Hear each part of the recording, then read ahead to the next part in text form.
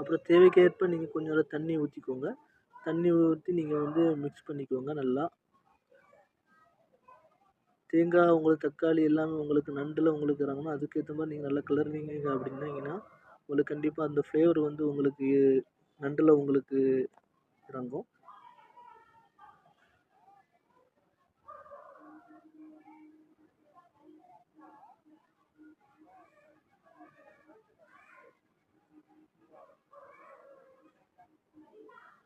கொஞ்சம் தேவைக்கேற்ப சால்ட்டு போட்டுக்கணும்.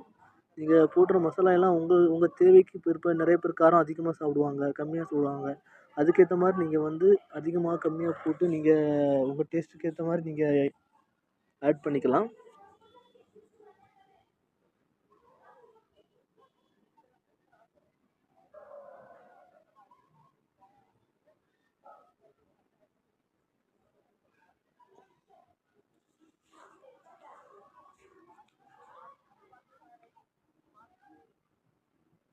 இப்போ பார்த்தீங்கன்னா நண்டு நல்லா உங்களுக்கு வெந்துடுச்சு. அதில் உங்களுக்கு நல்லா கொதிக்குது. நண்டு பார்த்தீங்கன்னா உங்களுக்கு சோப்பு கலரில் அதனோட தோடு சோப்பு கலரில் மாறும், நிறம் மாறும். அந்த டைமில் பார்த்தீங்கன்னா உங்களுக்கு கண்டிப்பாக நல்லா வெந்திருக்கும்.